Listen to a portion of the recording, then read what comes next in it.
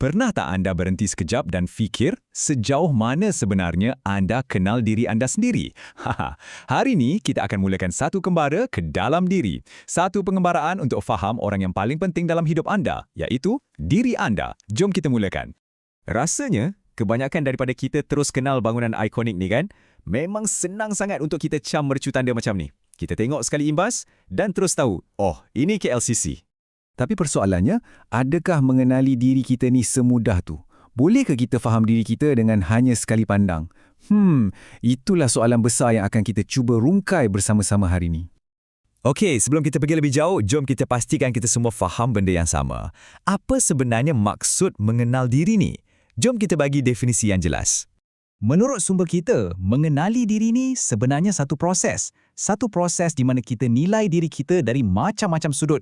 Tujuannya untuk bina satu tapak yang betul-betul kukuh supaya senang kita nak perbaiki diri.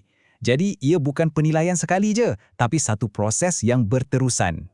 Jadi, kita dah tahu apa itu mengenali diri. Sekarang, jom kita beralih ke soalan yang mungkin lagi penting. Kenapa? Kenapa pula kita perlu susah payah mulakan perjalanan ni? Apa untungnya?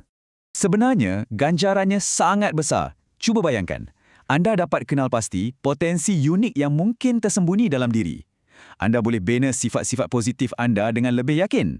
Dan yang paling penting sekali, anda boleh belajar untuk betul-betul hargai dan terima diri anda seadanya, dengan segala kelebihan dan juga kekurangan. Itulah matlamat utamanya.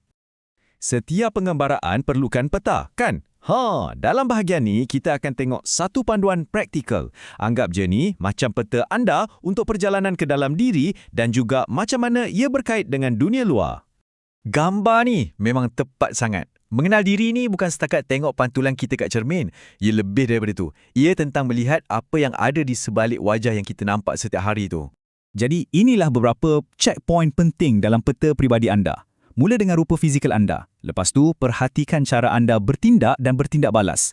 Fahami makna nama anda, latar belakang keluarga, kawan-kawan sekeliling dan juga hobi serta nilai yang anda pegang. Setiap satu ni adalah clue penting tentang diri anda. Satu perkara penting yang perlu kita ingat, walaupun ini perjalanan peribadi, anda tak perlu lalui seorang diri. Sebenarnya, orang lain boleh jadi cermin yang sangat bernilai untuk kita. Jadi, macam mana kita nak belajar dari orang lain? Pertama, carilah orang yang lebih pakar atau berpengalaman. Kedua, kita kena belajar terima kritikan. Bukan sebagai serangan, tapi sebagai satu peluang untuk jadi lebih baik. Dan akhir sekali, luaskan lingkungan kawan-kawan kita. Bila kita jumpa lebih ramai orang, kita akan nampak sisi diri kita yang kita mungkin tak pernah perasan sebelum ni. Sekarang kita dah ada peta, jom kita beralih ke bahagian yang paling penting dalam perjalanan ni. Membuka kunci harta karun, menyayangi diri sendiri. Ada beberapa kunci asas yang kita perlukan untuk ini. Semuanya ada 6 kunci asas. 6 kunci yang akan buka pintu kepada keyakinan diri yang sejati. Jom kita tengok satu persatu. Inilah 6 kunci tu. Belayan, maksudnya berikan kasih sayang pada diri sendiri. Sokongan, jadilah penyokong nombor 1 untuk diri anda. Galakkan, beri semangat pada diri untuk terus maju. Hormat, hargai nilai diri anda. Penerimaan, terima diri seadanya.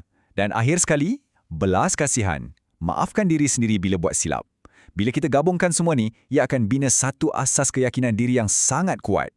Cuba tengok ikan-ikan ni. Orang yang pakar, sekelip mata je dia boleh tahu mana satu jantan, mana satu betina. Ini sebenarnya satu metafora yang sangat hebat untuk tahap pemahaman mendalam yang boleh kita capai tentang diri kita. Peribahasa Melayu ni memang kena sangat. Matlamat kita adalah untuk capai tahap pemahaman macam ni, di mana kita kenal diri kita dengan begitu baik, sampaikan kita faham niat, kekuatan dan kelemahan kita secara automatik, macam pakar yang tengok ikan dalam air. Baiklah, kita dah nak sampai ke penghujung kupasan kita kali ni. Tapi penting untuk kita faham, pengembaraan ni sebenarnya tak ada garisan penamat. Mengenal diri adalah satu proses muhasabah yang berterusan sepanjang hayat kita. Sekarang, jom kita fikir sekejap. Macam mana anda tunjukkan diri anda kepada dunia setiap hari? Adakah melalui bakat anda atau akhlak dan moral? Mungkin melalui kemahiran, budi bahasa atau kebijaksanaan anda? Apa yang anda tunjukkan, itulah yang akan membentuk pandangan orang lain terhadap anda. Dan sebagai langkah praktikal, saya nak tinggalkan satu soalan untuk anda renungkan. Fikirkan sekejap. Apakah satu tabiat yang anda betul-betul nak ubah dalam diri anda sekarang? Kenal pasti tabiat itu, itulah langkah pertama ke arah perubahan.